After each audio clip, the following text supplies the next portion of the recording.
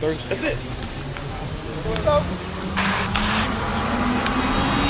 Tater fam, the best in the game. Tap in if you haven't already. People don't realize how much of a grind spring training really is. Sleep deprivation, delayed flights, long travel days, fast food on the road the entire time. Everything that I just mentioned to you. I wouldn't trade this for anything. Walking through JFK right now. Our flight to Arizona leaves in about an hour. We woke up super early, Bo 2:30 and me 3:30, shooting something tonight with Titus, and can't wait to see our boy. That was the start of our long travel day, which ended up being a full 24-hour day of being up with no sleep. Once we landed in Arizona, got our rental car, and met up with Jimmy Titus right away. Jimmy works with Tater. He played for both LA, New York. Once he retired, he came on and helped us out with a lot of training stuff. And he was the first guy we saw at dinner, and we shot content with him immediately. I was built for this. Gonna be a good night. Gonna be a good night. Absolutely, bro. I get to take some swings. Going to like my favorite drill. My name is Jimmy Titus. My favorite hitting drill to do with my hitters is a staggered split grip no stride. We started shooting the video that you guys might have seen on Instagram and YouTube at 9 p.m. Arizona time, which is 11 p.m. Eastern time. Long day. And once we got back to our hotel, showered, kind of got ready to unwind, Bo went to go grab us some waters and got stuck in the elevator for a full hour, which was fun. Front desk guys were not helping out at all. Fire department came and ended up saving the day after Bo called. Then we had a 5:30 a.m. wake up the following day. Thursday morning, first trip, we're at the Cleveland complex. Got in here like 6:37, set up, talked to some of the guys already. They're not Tater guys yet, so I won't say who. But in about an hour or so, they're gonna demo some bats. What it looks like for a bat vendor or baseball company who goes to spring training is you go to set up at their spring training site right before regular season starts. It's a way to introduce yourself to new players, connect with players that maybe used the brand before, and then obviously see guys who always use Tater, which is really nice. We typically get up around 5:30, have breakfast right before, get to their site by 7:30 so that we are set up with our tables, our bats, all the merchandise that we make, gloves, foam balls, you name it. Stuff that any one of these big league teams will use or players will use from us. Right now we're at 7-22 baseball facility, visiting Micah. I'm gonna shoot this video. Check out his place, he just opened it, so we're excited to come check it out.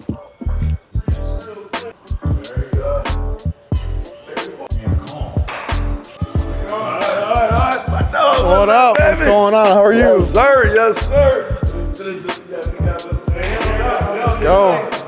She's using the split grip right now.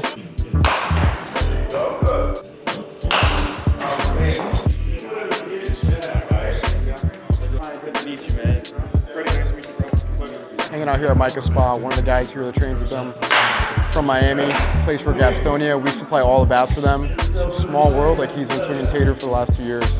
So it's crazy, just what are the odds? We show up to AZ, come to Micah, and then right there, he's swinging it, so. Right away, I make them go here to explain to them what their problem is, Yeah. why they struggle with it. Guys who are here all the time, then they go here and we work on it. I feel like you put this in someone's hand, they start splitting it.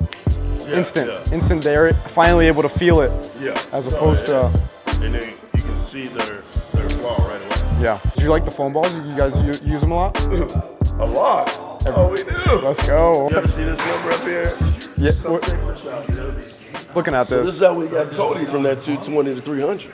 We needed half a hit a week. He needed a hit a week. Half a hit a week. That's it. Half a hit. How are we going to be a half a hit back? Look at the batting average when every ball's hit between 7 and 22 last year. 656. Wow. OPS, 1546. Slug, 895. That's great, right? That's great. But hold on. Major League batting average was 90 miles an hour, right? Last year. 89.90. Average exit velo? You can hit 10 miles an hour less. So 80 to 90. What's the batting average? 707. Incredible. Amazing. Hold on. They won slug still? Oh, yeah, but they're not slugging? Oh, no, the slug is 800. So you're still doing everything by hitting 80 to 90. That's 80 to 90. That's 80 to 90. Look at the numbers 90 to 100. Batting average is actually less. But the ISO's higher. OPS a little less. Slugs a little less. Isn't that crazy? It's crazy. So how do we get a hit a week? Not by my A swing, but my B and C swings. Right. My B and C swings have to be better than the average major leaguer. If you're an average major leaguer, your B and C swings have to be better than the guy that's on the bench or up and down. Right. That's it. That's it. A swings are A swings. We're great. That's why one guy looks amazing in a cage or in BP, Right. or when he does hit one, but he's hitting 220. We just wrapped up with Micah. He was locked. Locked. Amazing. Took the mic off of him. He said, when you are speaking the truth, it comes easy. Right? When you're pushing greatness and you're speaking the truth, it just comes easy. So that's why we align so well with him. Just like us. Pushes the brand forward. So he was dropping gems. He really knows what he's talking about, and he talks it quick. It's like so easily digestible. We ended up going there to try and meet him there for maybe like a 30 to an hour long session, but we ended up being there for an hour and a half, 2 hours. We shot 2 pieces of his favorite hitting drills to do with split grip with the Tater training bat, which was awesome. From there, we ended up getting dinner with Nick Raposo. He's been a Tater guy since he signed 2020. Love that guy, he's like a brother to us. Absolute grinder, good clubhouse guy. You go to any of the teams that he's played on before and you mention his name, like everyone loves him, and that's the kind of guy that fits the brand. From there, that was the end of day 2, so try to get to bed early for a jam-packed Friday, day 3. Friday morning, wake up at 5:30 again. First thing we did after breakfast is going to see our guy, Rookie of the Year 2025, Nick Kurtz. One of the main reasons for this trip was going to meet with him. We have a huge project that's rolling out with him, opening day. So if you see this, you're gonna hear it before anyone else does. So got together with Kurtz, shared the full rollout, what we're working on with him, got some photos and made sure that he was ready for the season with bats and happy with everything he's been getting from us. If you need anything, just hit us up. He's been putting up crazy numbers in spring training, 115 plus exit velos in game multiple times. We're glad that he's on board with us, and we're gonna have some fun this year.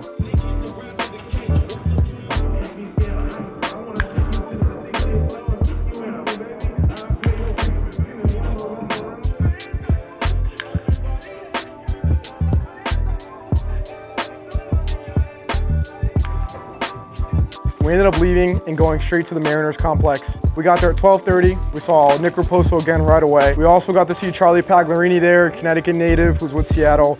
He just played in the Fall League this year. He went to Fairfield U, and that boy booms. He hits the ball probably harder than most guys. I mean, not probably, it's for sure, it's a fact. When we're at the complexes, you'll see guys that don't use Tater, but one thing, like the nicest guy that we met that day that's not a Tater guy was Randy Rosarena. He dapped us up right away, said what up, asked us how we were doing. Really good to see. He doesn't swing Tater, but who knows? Maybe we have some synergy in the future. We got there at 12:30 because they had a night game, so it worked out. We were able to see 2 teams one day. Got back to the hotel. Bo pushed the boys to get a quick workout in. It was really nice, felt great after, especially after the long 3 days that we had. Hit the pool after and got to bed because Saturday, day 4, was another long one. Day 4 looked like both Milwaukee and Chicago White Sox. We did a split squad that day. Freddie and Jimmy stayed at the Brewers and got together with our guy Guillermo Martinez, who we made the split grip bat with years ago when he was with the Toronto organization. Then Bo and I went straight to Chicago to meet up with our guy Brooks Baldwin, who is an animal. Brooks has been swinging Tater literally since he was in college, playing in the Cape. Awesome, awesome guy. And we got some stuff to rolling out with him too. Good to see you. Good to see you. How's the start of spring? Everything good so far? Yeah. Great. Bats are doing well? Oh yeah. Good, bro. I brought you some stuff, and I don't know if I know you have pretty much every color of sliding whip, but if you wanted to grab a couple extras just to have, I got a couple. feel free. How's been feedback on bats outdoors so far this year? Everything's good? Good. Good, man. I mean, I didn't break near as many bats last year. You just hit barrels, bro. Yeah. You just catch barrels. The guys like the training bats and stuff? Oh yeah. Good. Golf hat right there. You golf at all? Oh yeah. Oh, yeah. Oh yeah. And then, Actually played 2 days ago. let's go. And 2 heavyweight tees, black and light blue. We're dropping some new merch, too. We've been like, No, guys, I've had a lot of guys compliment the merch. yeah, good. Yeah. It's kind of like a hidden gem. Yeah. We don't give enough love as much as we should, but it's coming. We're building our team at We'll home. get We'll get there. After we wrapped up at the White Sox, we went back to go pick up Freddie at the Brewers and get lunch with both Jimmy and one of our friends, Mike V, who's an agent with Clutch Sports. Mike has been a Tater friend, Tater family, literally since we started. He was one of the first agents that we met on our first spring training trip, and we've had a good relationship since. It was our first time seeing Mike in maybe 3 or 4 years. Great time catching up. I think we ended up having lunch with him for 3 or 4 hours, just catching up on everything Tater, everything with Mike, and just how all the guys are doing. Once we got done wrapping up lunch with Mike and Jimmy, split ways, Freddie, Bo, and I got in the car and then went to Dick's House of Sport just to check out what they got to kill some time. All right, so we are right now at Dick's House of Sports in Arizona. Just came to see what it's like because one day we plan on being in every single Dick's Sporting Goods.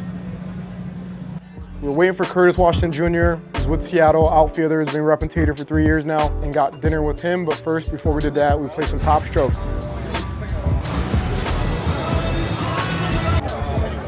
There we go. Yeah. Come back.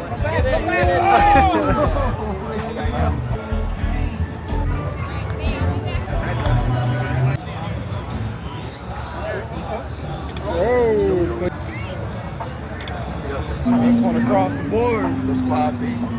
Across the board. Across the board. Curtis was actually crushing it from like hole 1 through 17, and he was blowing us all out the waters. Oh my gosh.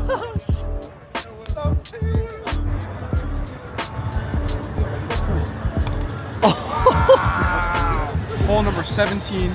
CJ's been winning this whole time. He's at +3. What is that? +3 now. +6. And Bo behind the camera is at +7. So last 2 holes, see who's gonna win. Hole 18.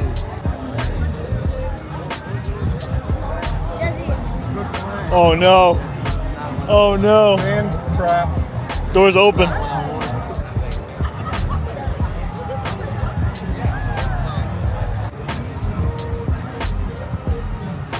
Get out. Wow, I got lucky.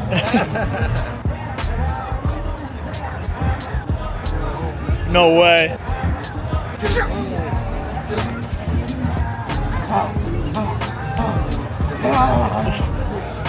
it. That's it. For all the marbles.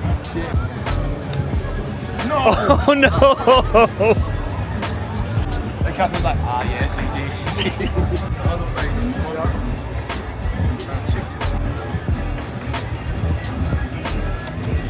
Wow. boys.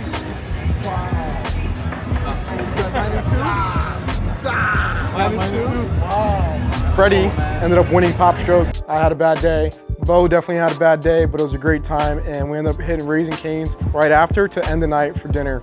Arizona was kind of wrapped up after that. We didn't do anything MLB related from then on. Freddie was flying out Sunday morning.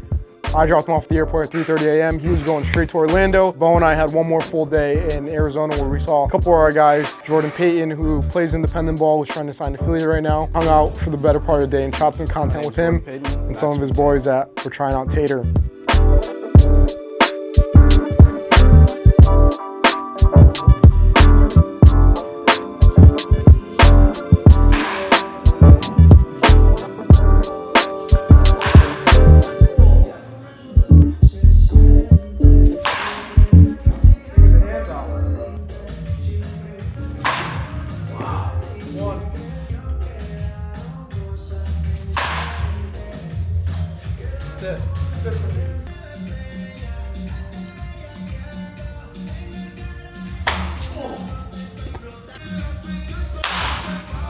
Oh, okay. GG's. Wow, Bo. That same day, Starling Marte, who's been swinging Tater for 8 years now, had been a free agent up until that day. He had just signed with the Royals. That day he was flying out to Arizona, and we were going to connect with him during dinner time if the times lined up. I think he ended up landing at 9:30 p.m., so we didn't get to see him, which was unfortunate, but we'll be going to Kansas City to catch a game because I haven't been to Kaufman yet, and nor has Freddie. Here's where things get crazy. We had a red-eye flight from Arizona to Florida. The flight was at midnight, landed at 6:30. We had to be at the complex by 7:30 like every other day. Fort Lauderdale to West Palm is a full hour.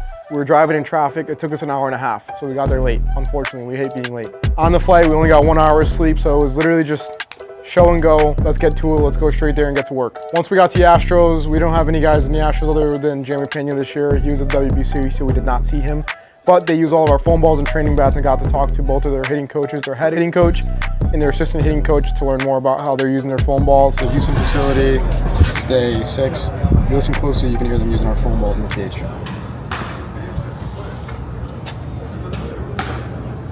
Just talked to the guys here. They've been using them for heaters.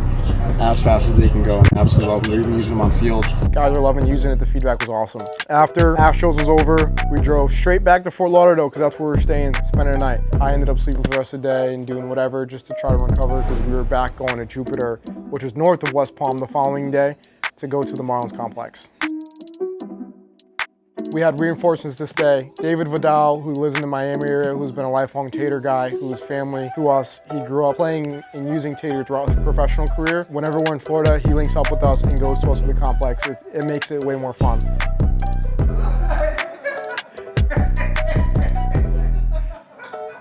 He met us up at the hotel for breakfast, and we got to catch up. We hadn't seen him in maybe like a year and change, and drove straight to Jupiter from there. Tuesday, here was in Miami. If you listen closely again, you hear something that's familiar. It was in our phone balls. At the Marlins complex, one of the key guys we had to go see was Joe Mack. Joe's been using Tater for a little bit, over 3 to 4 years now. He puts up crazy numbers as well and had a really good year swinging Tater. So we saw him and also saw some other guys that were interested in using Tater that ordered some bats, which was dope. Once we wrapped up at Marlins, we got to see our guys at Prospect Select. We have a great partnership with Prospect Select. Some of the guys live in that area. We got lunch and talked about working on some of the projects and finalizing some things for the 2026 summer season. We're gonna be doing way more stuff with them on YouTube as well, which is exciting. After we had lunch with the guys at PS, which was great, Breno and Plex, shout out to you guys for coming and hanging out with us for the day and taking us out. We went to go see our guy Ronnie at Cressy Sports. Ronnie just started working at Cressy right before the off season. I love Ronnie, he is a dog, great hitting coach, great human being. Got together and had some good conversation before driving from Jupiter to meet Freddie in Fort Myers, which was about a 3.5 hour drive through Alligator Alley. Got some Cracker Barrel on the way home as we got closer. Honestly, the trip wasn't too bad. That ride went by pretty smooth. And then once we got to Fort Myers, went right to bed. Woke up in Fort Myers at our Airbnb, 5:30 a.m. like every other day, and then got straight to Waffle House, which was right at the corner where we were staying, which was super clutch. We drove straight to Port Charlotte to Tampa Bay Rays Complex. We ended up getting there for 7:30, but the team actually had a late start today. They were playing against Team Netherlands. The whole team was reporting at 10 o'clock. So we were about 2.5 hours too early. So we kind of just hung out around Port Charlotte, got some coffee, went to Dick's again just to kill some time. And so we went back to see the guys that we were connecting with there. At the Rays, we caught up with Richie Palacios, who's swung Tater and off and on throughout his career, super good guy. Once we wrapped up at the Rays complex, we drove back to Fort Myers to watch Team Puerto Rico, the WBC team, play their exhibition game against the Minnesota Twins.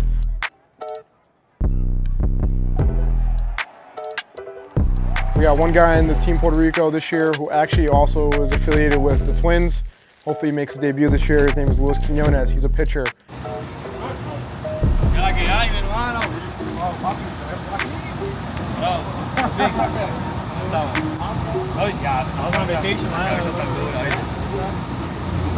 It was great to see him there. We caught up with him after the game. Got to see him really quickly before they flew out to San Juan for the first hour WBC pole play. Last day of spring training trip, we actually got a little unlucky. Boston was playing a road game against the Yankees, I believe, so they were going up 2.5 hours north, so they left super early. We got there super early, 6:30 to catch them before their 7 a.m. bus ride. First guy we saw was Ramon Vasquez. He's one of the coaches on the big league team. He's been a big supporter of Tater forever. Great guy, we love him. And we also got to see Alex Cora, who's also been a big supporter of the brand for quite some time now. Both those guys use our fungos and are the reasons why Boston uses our fungos. We got to see a lot of the minor league guys at the Boston complex. First guy we saw was D'Angelo Ortiz. D'Lo swung Tater when he was in college, when he was playing the Futures League up here. So it was our first time seeing him in literally since those years. And he was super pumped to see us, which was great to reconnect with him. We left him with some bats to try out so he could figure out what model he wants to swing from us this year. Also got connected with Max Ferguson, who's been tearing it up this spring training. He's been swinging Tater, he swings an MG9 model, and also saw Juan Montero, who was a Puerto Rican guy, just like us. Pound for pound, probably the strongest guy in the Boston organization. He's a catcher and been repping Tater since he signed as well. Other than that, we got to meet some other guys. It was the first time getting introduced to the brand. We wrapped up there, got some lunch at Cracker Barrel again, because the boys love Cracker Barrel, and went on our way to the airport to wrap up the trip. So now you know what it looks like for spring training, behind the scenes, for a baseball brand like Tater, and we compete at the highest level. We have tons of guys that swing Tater, use Tater, fielding gloves, coaches that use our product that we reconnect with, but it's not all glitz and glamour, right? Like most people think that going to spring training is like, oh, warm weather, baseball games. Like it is a grind, but it is what we do to keep the business going and make things happen for the season, right? Opening day is only about a month away from after we go to spring training. So it happens quick. And at the end of the day, like, guys respect the grind that we have and can attest to the same work that we do. So there's a big affinity to that as well. So if you liked hearing about our spring training trip in 2026, follow us, subscribe, comment, send this video to someone that loves baseball, loves Tater, loves wood bats, you name it, we do it all. All right, Tristan, let's finish this because we got to ship this out. It's taking us forever. Bo wants me to talk about like 100 things, spring training.